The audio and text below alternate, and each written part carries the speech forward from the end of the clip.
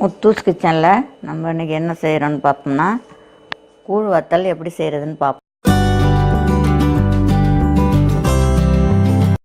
இது வந்து நான் கூழ் வத்தல்னால் புழுங்கரிசியில் ஊற வச்சு அரைச்சி மாவாக அரைச்சி கூழ் காய்ச்சுவாங்க. இது வந்து நான் பச்சரிசியில் செய்கிறேன். பச்சரிசியை கழுவி நல்லா காய வச்சுருக்கிறேன். அதுக்கு தேவையானது நான் இப்போ 1 கிலோ அரிசிக்கு வச்சுருக்கிறேன். அதுக்கு ஒரு 100 கிராம் ஜவ்வு அரிசியை நைட்டே நல்லா வெந்நீரில் ஊற வச்சுருக்கேன்.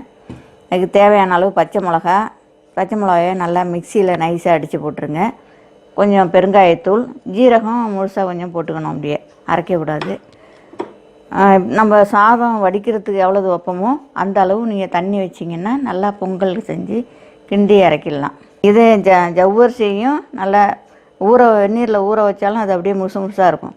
இதை வந்து மிக்சியில் கொஞ்சம் தண்ணியை விட்டு நல்லா நைஸாக அடித்து இந்த அரிசி தண்ணியை கொதிக்க வச்சு அதில் அரிசி சாதம் வடிக்கிற மாதிரி நம்ம போடுறோமோ அதோட இதெல்லாம் பச்சை மிளகாயை நைஸாக அரைச்சிக்கணும். இதையும் நைஸாக அரைச்சி போட்டு ஜீரகத்தூள் பெருங்காயத்தூள் போட்டு தேவையான அளவு உப்பு போட்டு நல்லா பொங்கி இறக்கிடணும். பாருங்க, கூழ் நல்லா வேக வச்சுட்டா நம்ம வடிக்கிற அளவுக்கு தண்ணி வச்சுக்கிட்டிங்கன்னா கரெக்டாக வந்துடும் கட்டியாக. இதுமாதிரி நல்லா மையாக வெந்து போயிடும். அப்படியே சிம்மில் வச்சு மூடி போட்டுறணும். நல்லா கொதி வந்தோடனே நல்லா வெந்து போகும். இதை பாருங்க, கட்டில் ஒரு பாயை போடுங்க. நைஸ் துணியாக அதை அலசிட்டு நல்லா உதறிட்டு கட்டிலில் போட்டுருங்க.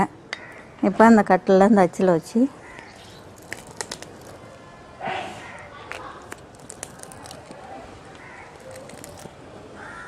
அப்படி புழிஞ்சிட வேண்டியதுதான்.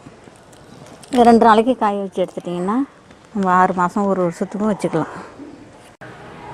பாருங்கள், 1/2 ஹவரில் நான் புழிஞ்சு முடிச்சிட்டேன். இது 2 நாளைக்கு காயணும். ஈவினிங் எடுத்து உள்ளே வச்சிடணும். நாளைக்கு திரும்ப காய போடணும்.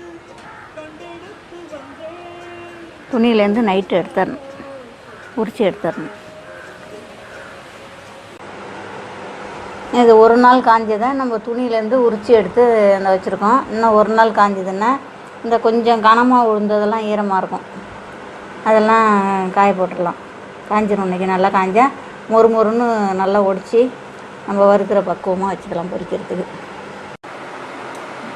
பாருங்கள், 2 நாள் காஞ்சோடனே இந்த வத்தல் எண்ணெயில் போட்டு பொரித்து எடுத்துட்டேன்.